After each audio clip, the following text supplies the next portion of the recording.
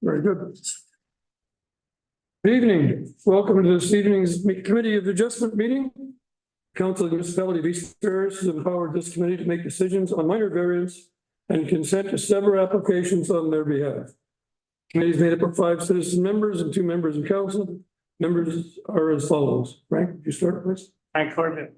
Lauren Roy Akers, council. Steve Austin. Greg Curtin, staff. Terry Kelly, council. Harry Hanselman, staff. Stephanie Holmes. Bill Boak. As required under the Planning Act and pursuant to policy, the committee is holding a public meeting prior to making a decision on the proposed application. The Committee of Adjustment has not yet made any decisions on these matters, and all comments received prior to this evening's meeting, as well as comments received tonight during the meeting, will be considered in the decision. The committee makes our decisions based on the criteria outlined in the Planning Act that corresponds to the specific application type. Process will be as follows. I will ask the applicant to present the application in the order listed on the agenda. The committee will ask any questions they have of the applicant. Staff will then provide their comments about the application and give an overview of correspondence that's been received. Members of the public will present and answer questions if needed. We'll offer a 10-minute maximum time limit on all public comments to the committee. We will then move to a motion to approve or refuse the application. We ask that everyone be respectful in their presentations, and comments should be related directly to the application. If any committee members have a conflict of interest with regards to any items on tonight's agenda, would they please declare it none? We'll now move to the first item on the agenda, which means call to order at 6:33. Can I have a mover and a seconder for the adoption of the agenda, please? All in favor? And a mover and a seconder accepting the minutes of the previous meeting. All in favor? No disclosure, chair comments, welcome. I don't know how it will, when we proceed, but I give you both the applicants. I want to congratulate you on meeting together and hopefully coming to a good compromise, which is a win-win for both parties. That being said, no ratepayers delegations. This is a public hearing A 2024-06, Municipality of East Ferris, 130 Pargeter Drive and 73 South Shore Road. The applicant is seeking a minor variance to zoning bylaw number 2021-60 to permit a reduced side yard setback to a dock of 0 meters for the easterly dock and 0.9 meters, 3 feet for the westerly dock.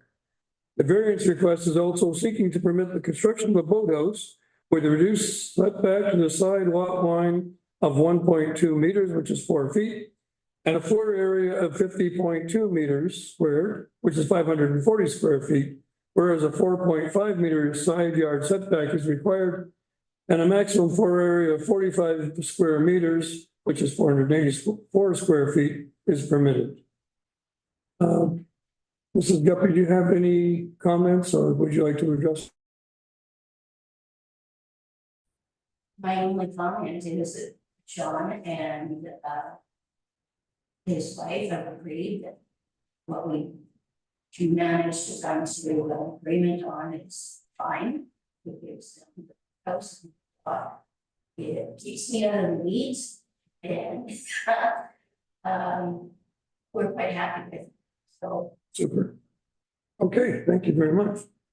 Any questions of the applicants? I know John's not here, and I know Yeah, if you would. if I may, so this is a bit of a like atypical situation in the sense that we don't have a traditional applicant.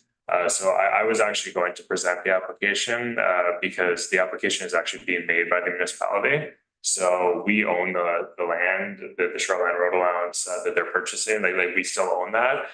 So as the landowner, we are the ones that are making the application to sort out the details of the dock and the boathouse before they go through with the purchase. The reason we're doing that is because both property owners want to be sure of what they're able to do with the land once they purchase it. In the past, the municipality was exempt from our zoning bylaw, but in 2021 we changed that. It's a bit of a dated provision. They kind of circumvent the planning laws for the municipality. So now as of 2021, the municipality is subject to all the same zoning bylaw requirements as any private landowner. So for that reason, we have to go through the planning process the same as anyone else. So the application that's attached to your agenda is one that we've put forward, and we've seen this before. So most of the committee will be familiar with this because of the shoreline and road allowance purchase requests that came both from Mrs. Guppy as well as John and Sylvie next door. So there's been a lot of back and forth, and this has been to council on a couple of occasions as well. And ultimately, both property owners have managed to come to an agreement on what works for both of them as far as what they're what they want to build, what they're willing to kind of give and take. So I'll go through the variances just to make sure that we understand what each thing is referring to. I'll put the documents on the big screen.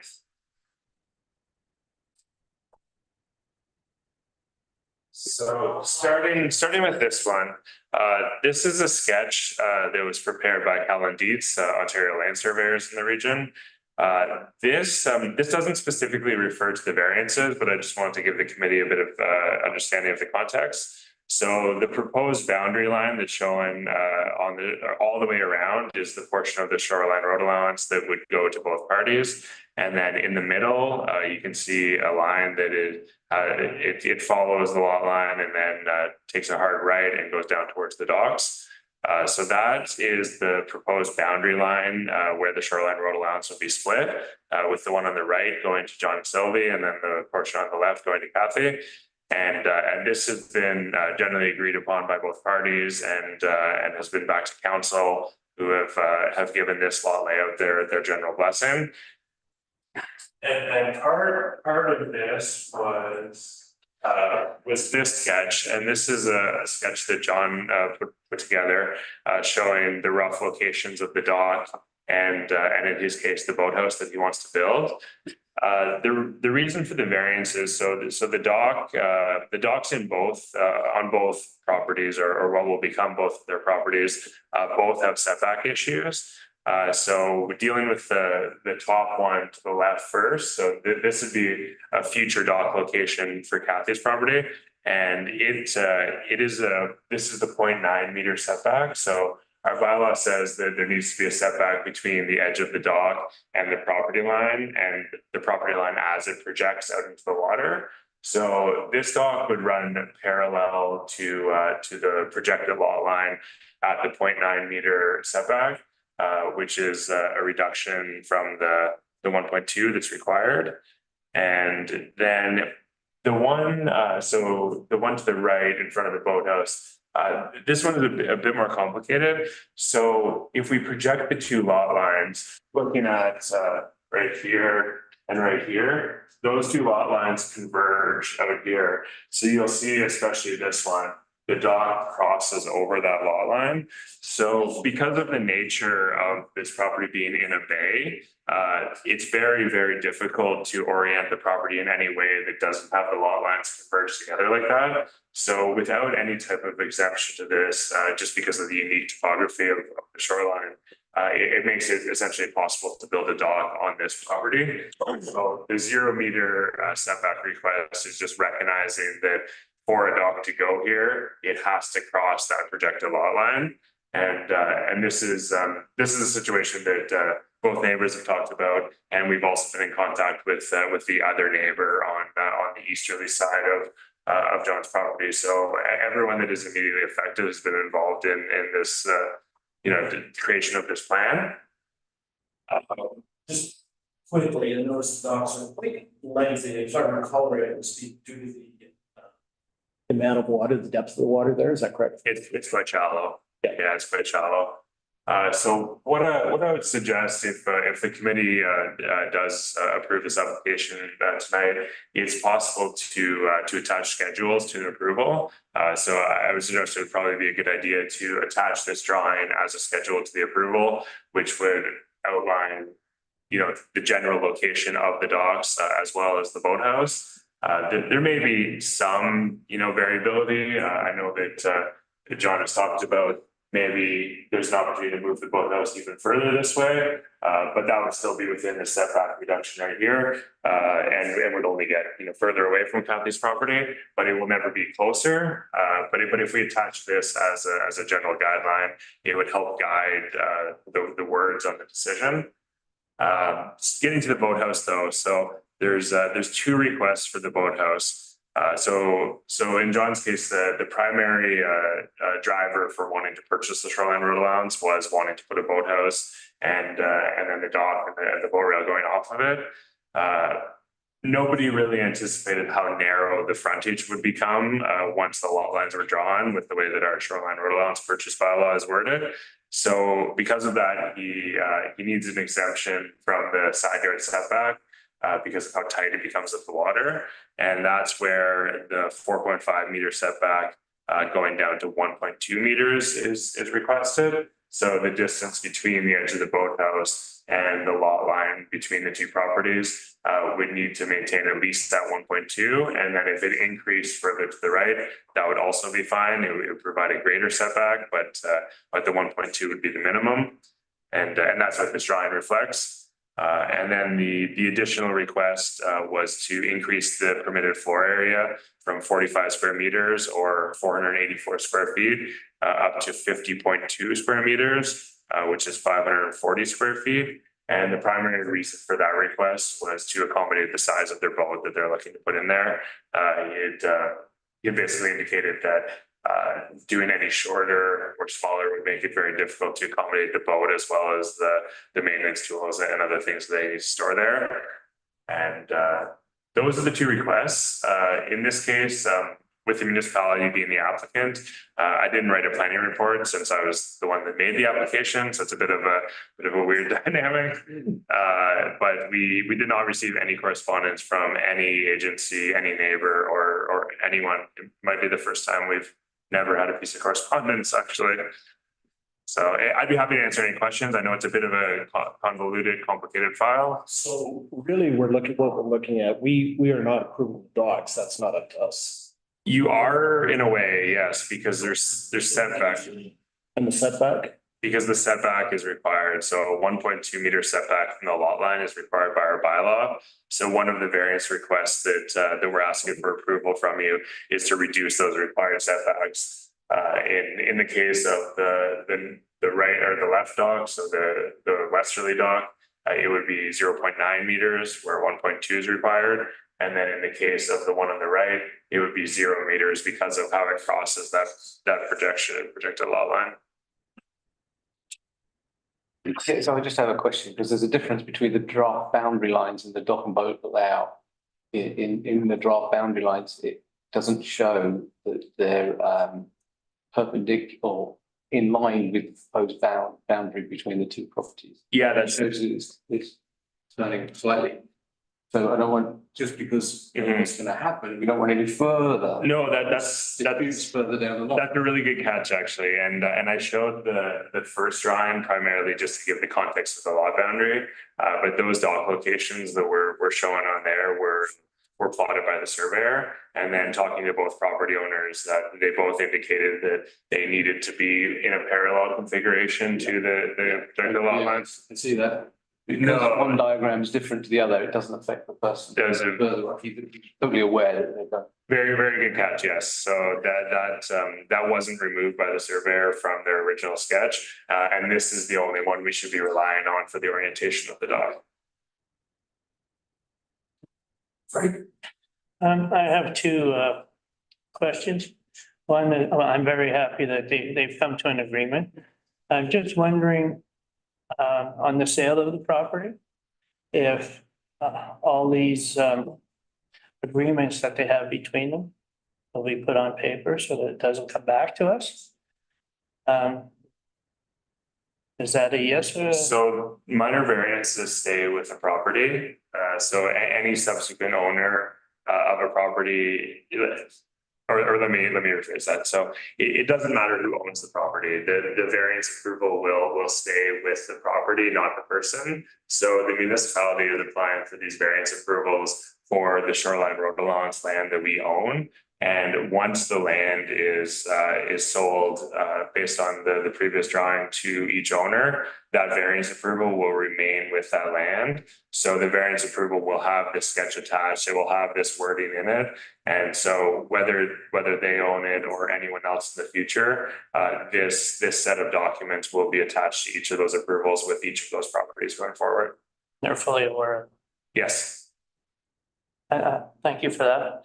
The other one is you were mentioning that you didn't write a report because you did up the proposal. Mhm. Is there not somebody else within the municipality that could have? We may have been able to have someone else make the application and I could have still wrote the report. But it was a situation where I was so involved with the negotiation between everyone that I had to make the application because of the talks and the discussions we had between the parties. And then I just didn't feel comfortable writing a recommendation report on an application that I made. Now we could have went out for a third party recommendation, and if the committee feels that that's warranted, that's something that we definitely could do. I just didn't feel it was necessary in this specific context. I agree with you. I don't think it's necessary because we have full faith in you and your decisions. So I'm okay with it. Any further questions? I think it's a good compromise. Council wanted to compromise. It was up to the two parties, and in corroboration with our senior staff to make it done, which was congratulations to everybody involved, because quite frankly, what's happened around Nosman Singh is that some of the surveying wasn't done to standards, and I know the topography of the lake has changed over the last 70 years, various storms, landfill, and so forth. But what's not shown here, and it's hard to grasp unless you actually went by it in a boat, is the extent of the swamp. And both dwellings are in a raised position compared to where this is taking place. So it's a really good compromise. I congratulate Mrs. Guppy, and I'll mention it to John when I see him, because I think and you and your staff, because it's a good compromise, which is what council wanted. That's why there was no report done. So, Warren? I guess one question I have is, are we putting in like, the length of the dock? Are we sort of limiting that so that, if one of them wanted to put a 60-foot dock, I don't know if that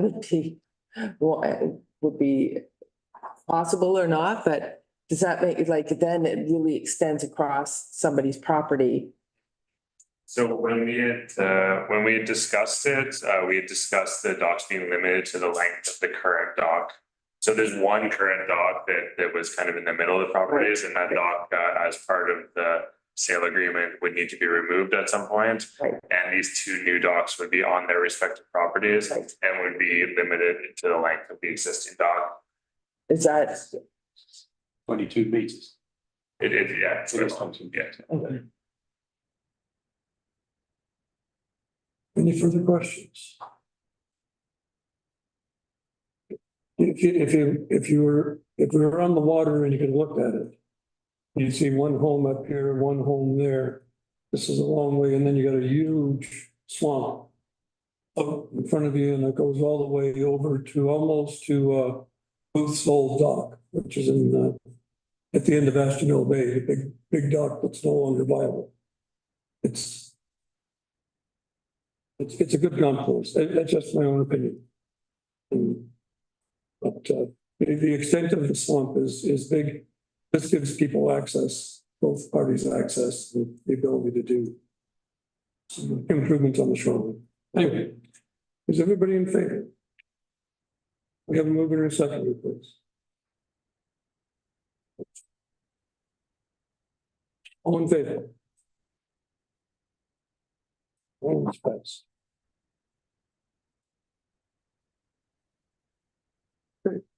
There we go. So Just say we call. yeah, Very muted, hee-haw, but good for you. This one's the culmination of what, 2 to 3 year process, so. Yes. Yeah, it's been some time. Nice. Yeah, yes, yes. So there's something.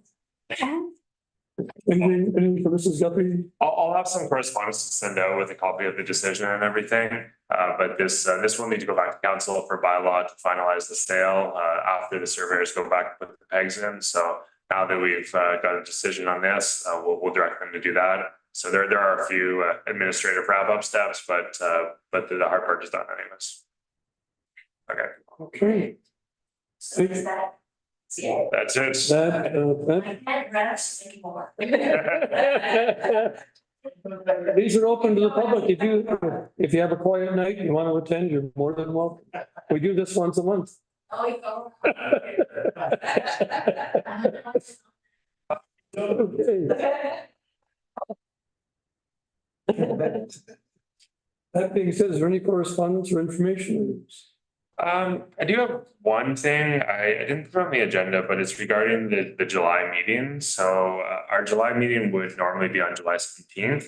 I was wondering if we could treat that as potentially a tentative date and maybe look at doing it on July 24th or possibly even July 31st, the weeks after. The reason being is because my wife is pregnant right now, and we're expecting a baby within the next 1 to 2 weeks. Possibly earlier. So just, I don't want to get into a situation where we potentially run along and we're behind, and then I'm not able to do circulation, and then we don't meet timelines for because I do need to take a couple of weeks vacation afterwards. So if we're able to do the July meeting slightly later in the month, it would really help from a scheduling perspective for me. Do we anticipate any applications? There's one at least waiting already. Oh, yeah. And there may be others, so I would just, I would like to maybe, look at a later date in July, just to ensure that we don't miss any circulation deadlines and make sure that we're on track. Would it be easier to do that one through Zoom? No, I don't think so. I No? think in person will still be fine. It could just be a little up in the air depending on when I have to start my vacation. Cars for everybody? How's it pretty scheduled up? Anybody, any idea? 17 double under. Okay. There we go. Okay, Stephanie, how about you? So the 24th, you're saying is? Or the the 21st? 24th or possibly the 31st if Or if 31st, we can. okay. Works for me. Okay, great. Cool. We'll confirm by the first week of July what date we're looking at. Steve, are you okay? Okay, Lauren, how about you? Okay, Frank, you're okay? Take some. Okay, Okay, all right. okay, great. Thank you, everyone. No, that's fine. Okay, so none for this meeting. Gonna have a mover and a second for adjournment, please. Oh, we got Frank. All in favor? Very good, thank you.